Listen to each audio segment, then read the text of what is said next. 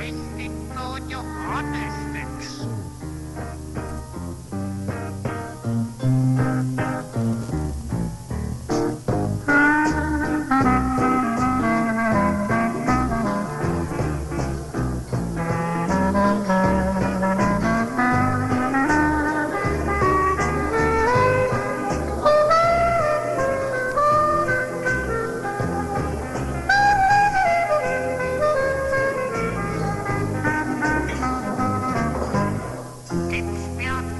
Kõik on eks ristitud Johannesteks.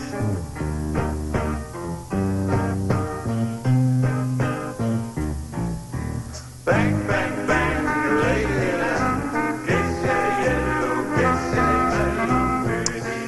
17:30 ehk 5:30 on kell, siin stuudios istub juba Jüri Liim, granaadiheitja toimetaja, ja tema on tulnud siia võitlema kõigi kipspeadega, kõiki puupeadega, olgu nad Johannesed või mitte.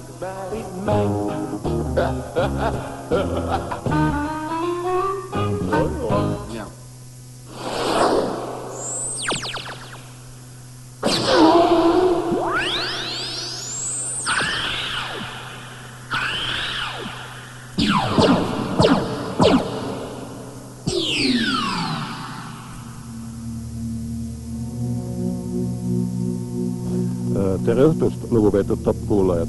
No mida, aga kipspäid meil Eestis jätkub ja see on lausa meie rahvuslik rikkus. Aga ikka nii nagu alati, algatuseks impeeriumis. No te muidugi teate, et Venemaal müüakse Žirinovski vodkat. Samuti on olemas selles riigis Rasputini vodka. Nüüd siis lasti välja vahuvein, Lenin. Toodab seda Ukraina ja seda alates suure revolutsiooni aastapäevast. Nagu ka Rasputini vinnal on ka Leninil kahel kohal peal maailma proletariaadi suure juhi pildid. Ajakirjanikud proovivad seda punast jooki ja leidsid, et nemad küll seda märjukest rahvale ei hakka soovitama. No see tähendab siis reklaamima. Kuigi tootel on šampanja hind, pidavat ta meenutama käärima läinud õunamahla, millele lisatud vaniljet. No nii nagu ikka see leninismile sobilik. Leiti, see värk sobib karstusliikumise propageerimiseks. Samas soovitas ajakirjanikest degustaatorite komisjon ettevõtlikel ärimestel hakata tootma 3-kohalisi voodeid nimetusega Lenin segda s nami. No see on siis Lenin on alati meiega. Ja ka veel laste tussu potsutamise puuder po Leninskim mestam, mööda Lenini paiku.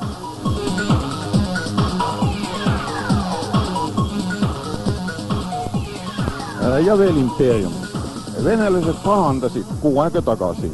Sahhalin müüdi maha $7 eest. No Sahhalini eest ma oleksin nõus andma isegi $8. Nüüd aga siis täpsemalt. Arhangelskis müüdi Taiwanis toodetud gloobuseid. Hinnaga 30 000 rubla tükk. No ärge rublasi vaadake, rublad on põhk ja need nullid ka midagi muidugi ei tähenda. Uusi gloobuseid Venemaal ei toodeta. Vaned aga enam ei kõlba. Noh, impeeriumi piirid ei ole enam endised. Õpilastele aga gloobusid on vaja ja nii need papad-mammad siis usinal tossid. Siis aga keegi märkas, et taiwanlased on Kurili saared ja pool Sahhalini andnud japanlastele. No tagasi. Venelased muidugi marus, mõelda ainult. Seda, mida ei teinud Vene poliitikud, tegid taiwanlased ühe kriipsuga. Ja mõelda ainult. Meie omad kaasmaalased ostavad seda jõledus. No sellisele järeldusele tuldi.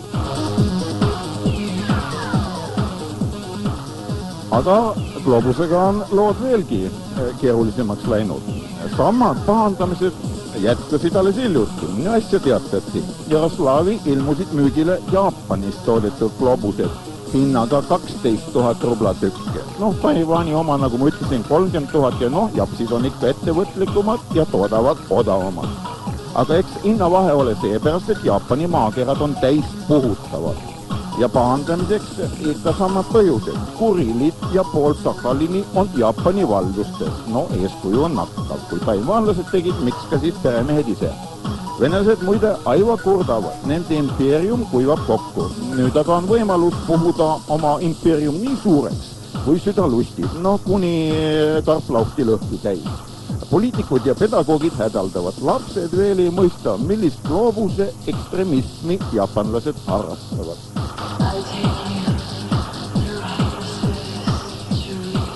Aga nüüd siis läheme kodumaistade juurde ja täna tõesti kaevikusõjast ma ei hakka rääkima, kuigi kaevikuid kaevatakse järjest sügavamal ja seni kuni mette peanupud ainult välja paistma jäävad. Aga kuna kindral Eensal on öövlist tunduvalt kasvust väiksem, siis tema jõuab põhjani kiiremini. Aga täna ma tahaksin rääkida piraatlusest. Ja momendil ainult ühte selle valdkonda, videokassette. Eesti on teatavasti tunnustanud autori õiguste ja ka sellest Euroopa kommuunaparadiisi meid muidu ei lasta. Juba kevadel, see on siis sel aastal, vähemalt lubati videopiraatlusele piir panna. Pahandus oli väga palju ja üle maailma. Paraku midagi ei ole muutunud. Vastupidi, selliseid müügi- ja lainutuspunkte on aiva juurde tulnud. Rääkimata veel sellest putkade armeest. Põhiliselt tegelevad sellestest tulnukad. Vastavale järelpirimistele vastati mulle nii.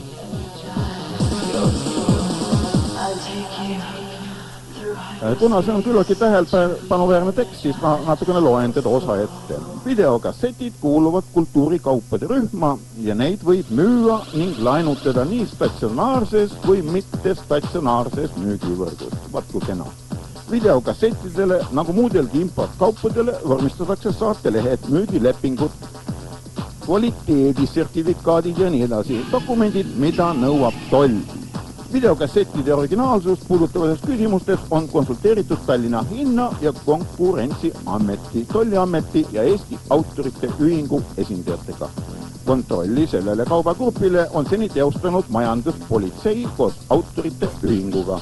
Tulemusi aga praktiliselt pole, sest seaduslikult on fikseerimata piraatkaupa iseloomustavad tunnused. Samal põhjusel ei saa ka toll videokassette arrestida. Videokassettide kvaliteedi osas on küsitletud nii lainutajaid kui ostjad müüjad.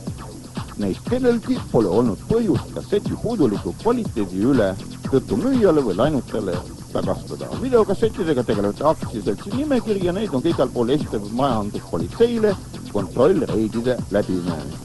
Näete, milline lullu tekst. Seaduslikult on fikseerima piraatkaupade iseloomustavad tunnused. Püha mürristus. Millised tunnused, kui suurepäraselt on ju näha, tegu on ümberlindistustega. Sellisel kaubal on kenasti peale kleebitud omavalmistatud venekeelsed tekstid ja ka tõlketekstis käib originaalkeeltest üle suur ja kaunis vene keel. Ma saaksin aru, kui levitataks Venemaa filmitoodangu kopeerkassette, siis võiks selle värgile ka ju sülitada.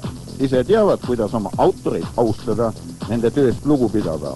Aga ei, rõhuas enamuses on tegu teiste riikidega. Kenasti on lehtidele saada ka 1995. aasta toodangut ja isegi filmide videokoopiaid, millised isegi Eestist pole veel ekraanidel olnud.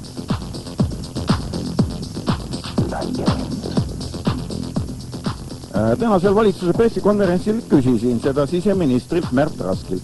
Kena oli kuulda, et küsimus võeti lahendamiseks ja igasugusele piraatlusele hakatakse piiri panema. Ei tea, kas ka piraatidele.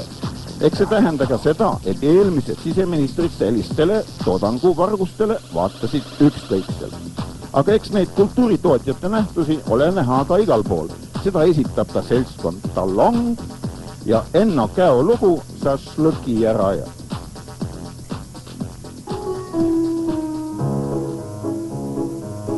Hakkame peale, jah, hakkame peale. Tunna puu all siriseval varla, ümber lõkke mehed käravad. Taased kokku said vana lõunavarga, eilsest need Šašlõki ja raja. Uual maas on pilgenides kruusi, lõkkes lõhnab suur Šašlõki vorst. Kõrben pintsu hambust hoiab muusi, aga kätte vahel piisema ports. kas sa tead, et lambalihast saabki vähkas lõkka. Aga lammanahk, see on valmis jopp. Küpsetada lehmaliha oleks lausa ropp. Sina pole hoopis tükis pomm. Ja veini veel, vana mul üks kortel. Otsas see või, no kulata siis portfell. Mida taevas punab miski hüllatusi on voit. Lõkkel kärssab Eesti rahvustooi. Kõik koos käime raadio kuulajad. Lõkkel kärssab Eesti rahvustooi. Lõkkel kärssab Eesti rahvustooi.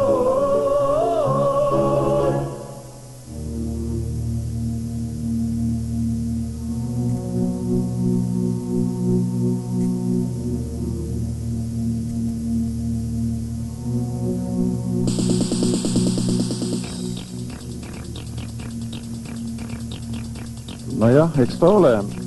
Tol ajal, kui need hakkasid meil kärssama, siis kippusid Tallinna linna pealt kaduma kassid ja koerad. Ja nüüd siis veel valitsuse asjade juurde, valitsuse pressikonverentsi juurde. Teatavasti käivad läbirääkimised Venemaaga piiri küsimustes. Eesti pool on teadustanud. Merepiiriga hakkame asju korda saama maismaaga, aga peab Venemaaga enne tunnustama Tartu rahu. Ja eks ta õige ole. Räägi, kuidas tahad, luba ja lohuta, kuidas soovid, aga ometi pandi ju ka Vene-poolne merepiir paika Tartu rahulepinguga. Tartu rahulepingut venelased aga ei taha üldse tunnustada. Selline tunnustamine määratleb kindlalt. Eesti Vabariik okupeeriti Venemaa poolt ja siit tulenevad ka kohustused seoses anastamisega sisse tulnud isikute osas. Venemaaga soovib siia kindlalt sisse jätta oma horde ja löögiüksustes ka erulastud sõjaväelased.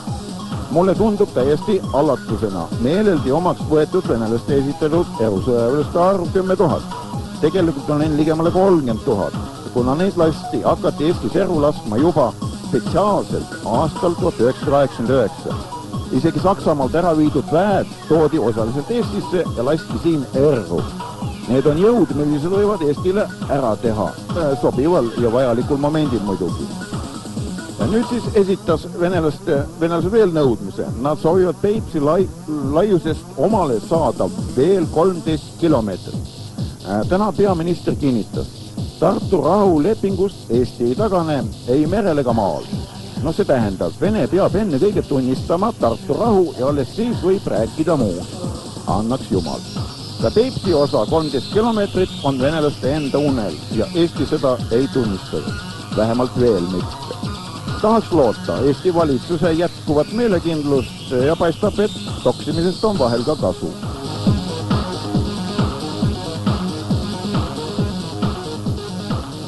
Meeldivalt formuleeris täna ka härra Kollist. Eestis ei ole kodakondsuseta isikuid, on ainult välismaalased. No see on ka juba jupp maad progressi edasi. Märt Rask mainis, raskusi on nendega, kes on siin sündinud ka euromeid. No ometi on sellised sünnid saanud teoks ainult tänu okupatsioonile ja kui Euroopa meid ei mõista, siis võtku need hordid omale ja siis kogevad ise probleeme. Välismaalaste passide küsimuse otsustamise lükkas veel valitsus 2 nädalaks edasi. Näis, mis edasi tuleb.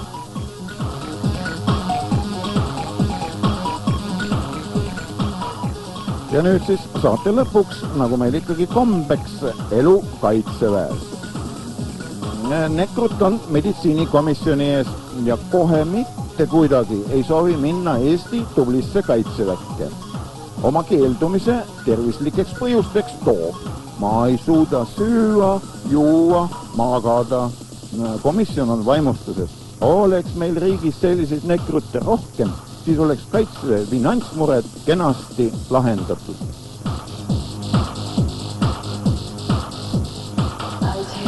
Tänaseks on siis kõik ja kohtume järgmisel teisipäeval kell 17.30. Lõpetab saate, aga ansambel Vanaviisi oma võitluslauluga ärkamisajast ja ega see laul ole oma aktuaalsust täninigi kaotanud. Saates oli Jüri Liim, head õhtut.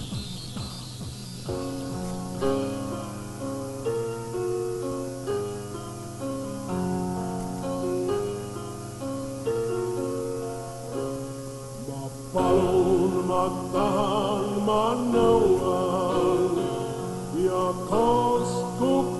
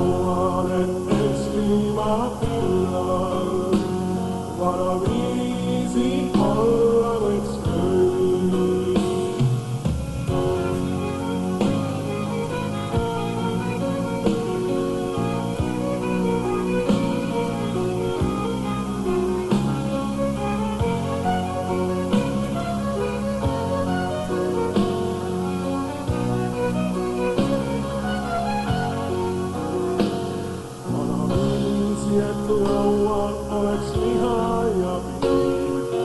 Õhkuma puhast võiks hingata siin, et juhiks meid valitsus, kellest ma näen, et toetab ta mind, et ta lava on käes. Ma palun, ma tahan, ma nõuan ja kostu kaugele hõi. Ma nõuan, et Eestimaa pinnal vanaviisi olla võiks kõik. Ma palun, ma tahan